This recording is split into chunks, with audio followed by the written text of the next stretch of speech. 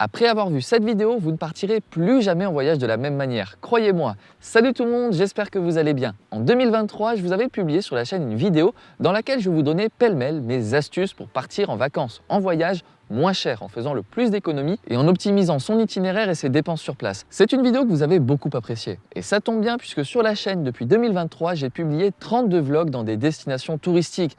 Et je me suis assuré dans chacun de ces vlogs d'appliquer les méthodes que j'avais pu vous donner. Alors aujourd'hui, ce que je vous propose, ce n'est pas un bilan, mais plutôt une version actualisée de ma première vidéo avec toujours plus d'astuces pertinentes et ce sera sous la forme d'un top 10. Allez, c'est parti! Et première astuce, ne négligez jamais les bibliothèques municipales. On y pense peu quand on voyage à l'étranger, mais ce sont des lieux exceptionnels.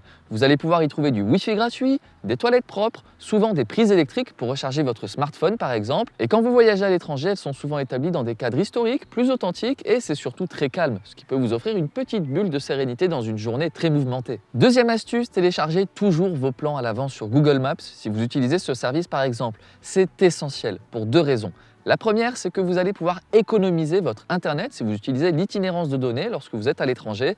Donc rien que pour ça, c'est important de tout télécharger à l'avance. Ça se fait très facilement depuis l'application lorsque vous êtes encore connecté au réseau Wi-Fi avant de basculer sur le réseau 4G, 5G lorsque vous quittez votre hôtel par exemple.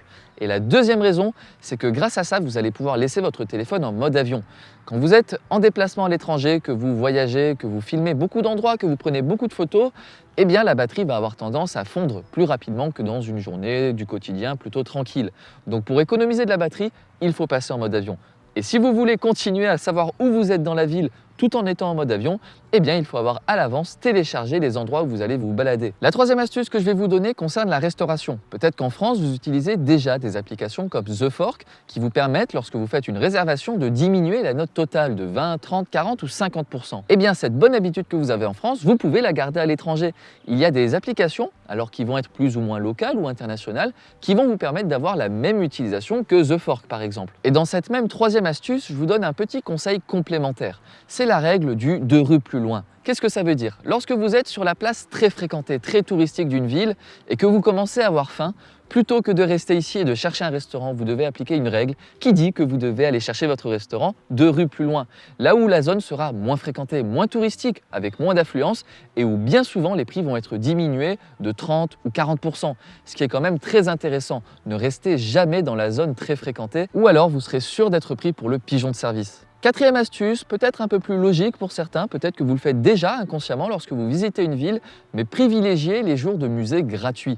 En France, par exemple, on sait que le premier dimanche du mois est gratuit. En Italie, par exemple, à Rome, c'est le dernier dimanche du mois où les musées nationaux sont gratuits. En conclusion, prenez soin lorsque vous planifiez votre itinéraire de vérifier quels sont les jours d'ouverture gratuits des musées pour faire quelques petites économies. Cinquième astuce qui est un tout petit peu plus longue à détailler, alors accrochez-vous bien. On va parler des compagnies low cost. Récemment sur la chaîne, je vous ai publié une vidéo d'analyse de la situation de la compagnie Wizz Air, une compagnie hongroise. C'est une vidéo qui vous a beaucoup plu et c'est pour ça qu'aujourd'hui, je dédie un segment un petit peu plus long aux compagnies low cost.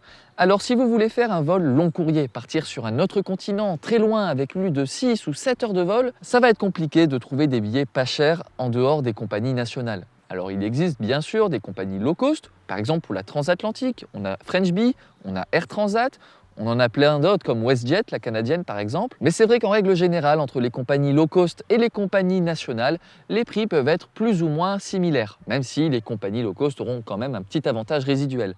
En revanche, et là ça s'adresse surtout à ceux qui veulent voyager en Europe, eh bien les compagnies low cost sont imbattables, mais imbattables sur tous les points. La plus connue, Ryanair, impossible de passer à côté, mais également Wizz Air dont je parlais récemment. Et en France, on a plutôt une bonne offre avec Volotea, Transavia, EasyJet, Vueling. Bref, la France est plutôt bien desservie par les compagnies low cost, même si je vous encouragerais à aller chercher des hubs. Les hubs internationaux, qu'est-ce que ça peut être? En France, on a par exemple le Beauvais, au nord de Paris, qui est un bon hub low cost. Mais si vous êtes transfrontalier de la Belgique, il faudra aller à Charleroi. Si vous êtes transfrontalier de l'Italie, il faudra aller à Milan, Bergamo. Et si vous êtes transfrontalier de l'Espagne, eh bien, il faudra aller à Barcelone. Ce sont donc des hubs low cost où vous trouverez des vols vraiment pas chers pour aller partout en Europe et même en Afrique du Nord. Et bien souvent, ce qui freine les gens à voyager sur une compagnie low cost, c'est le confort rudimentaire, ce qui est totalement vrai, on ne peut pas le nier.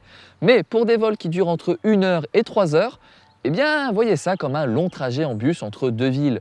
Vous n'êtes pas là à faire un vol transatlantique ou un vol qui vous amène jusqu'au Japon de 11 heures. Non, là vous faites un petit vol. Donc vous prenez sur vous-même et vous serez bien content au final d'avoir payé votre billet d'avion 5 fois moins cher. Sixième astuce de cette vidéo, ça va être sur votre organisation du départ. Déjà, il ne faut pas réserver un voyage 3 mois à l'avance. Alors, tout ça, c'est très différent. Entre des longs courriers, des moyens courriers, des courts courriers, la règle n'est pas la même. Mais ce que je vous dirais en règle générale, c'est que pour un vol long courrier, réservez-le longtemps à l'avance, même 1 an à l'avance, et jusqu'à quelques jours avant le départ. Si par exemple vous prévoyez de poser des congés sans savoir où vous voulez aller, eh bien choisissez votre destination seulement quelques jours avant vos congés. Comme ça, vous pourrez bien souvent profiter des tarifs les plus bas possibles à seulement quelques jours du départ, quand les compagnies aériennes cherchent à remplir au maximum leur avion. Puisqu'un siège vide, c'est un siège de perdu. Alors ils préfèrent quand même le vendre à un tarif très bas. Donc je résume, réservez soit très tôt à l'avance, soit très tard juste avant le départ. La fenêtre de tir qu'il y aura au milieu sera bien souvent très peu intéressante. Et ce que je peux ajouter en conseil complémentaire, c'est de mixer votre voyage. Qu'est-ce que ça veut dire?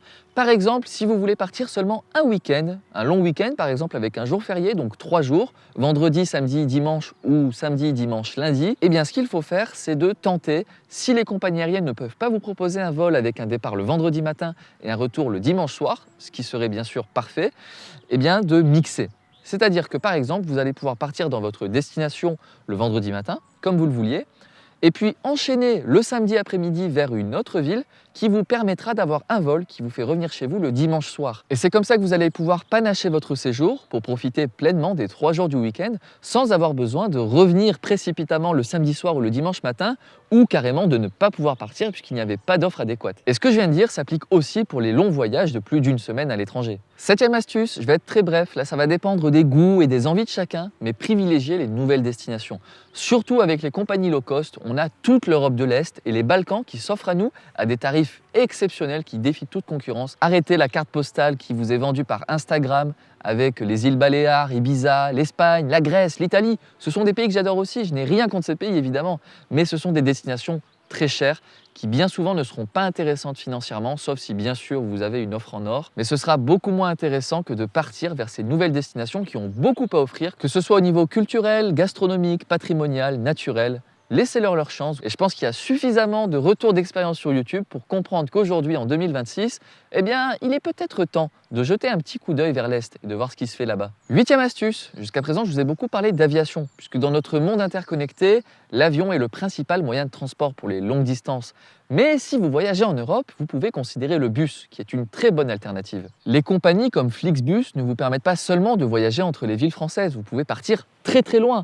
Et c'est vraiment intéressant, puisque par exemple, si vous partez dans une destination à plus de 10 heures de route, eh bien ce voyage se fera souvent de nuit. Lorsque vous arrivez, c'est le matin, vous êtes prêt à visiter, la journée peut commencer. Et je parlais de Flixbus, mais ce n'est pas la seule compagnie. Je vais prendre pour exemple une compagnie tchèque qui s'appelle RegioJet, avec laquelle j'ai déjà voyagé, je vous en ai parlé dans la première vidéo. Eh bien c'est une compagnie qui opère une liaison avec Paris, qui vous emmène jusqu'à Prague, et depuis Prague, vous avez une myriade de destinations qui s'offrent à vous. Neuvième astuce, on va voir les dépenses un peu annexes. Premièrement, au niveau de votre banque. Je vous conseille, si jamais vous n'utilisez pas des services de banque en ligne comme Revolut, de contacter votre banque et d'activer des options Travel. Alors chaque banque lui donnera le nom qu'elle veut. Moi, dans ma banque, ça s'appelle l'option Travel et ça permet de n'avoir aucune dépense, que ce soit en frais de change, que ce soit en transaction avec une carte bleue. Donc ça, c'est essentiel si vous ne voulez pas voir votre facture exploser lorsque vous reviendrez. Deuxième petite astuce, ça va être de ne jamais changer votre argent à l'arrivée en gare ou à l'aéroport. Vous allez vous faire allumer. Ne le faites pas. Attendez plutôt d'être en ville. Alors quand je vous dis ça, vous allez penser, et à raison, que dans certains pays, les taxis à l'aéroport ou à la gare veulent être payés en cash. Et donc vous vous retrouvez face à un dilemme. Mais autant que faire se peut, tentez de pouvoir garder votre argent et de le changer uniquement lorsque vous serez en ville, dans des bureaux de change qui parfois n'auront même aucun frais de change. Donc ça c'est parfait, il faut les trouver ceux-là. Et troisième petite astuce, vérifiez bien que votre opérateur téléphonique vous offre une bonne qualité de réseau et d'internet à l'international.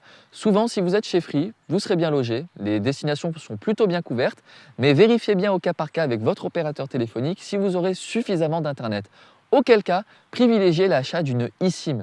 Alors il faut avoir un téléphone plutôt récent, mais bon, je pense qu'aujourd'hui c'est plutôt démocratisé. Achetez par exemple sur internet une eSIM avec 2 Go par jour, c'est largement suffisant. Vous serez rassuré pour tout votre voyage et ça vous coûtera beaucoup moins cher. Et dixième astuce pour conclure cette vidéo, prenez toutes vos cartes. Les cartes, qu'est-ce que c'est? Votre carte étudiante par exemple, pour pouvoir avoir des entrées gratuites ou des réductions, des tarifs réduits.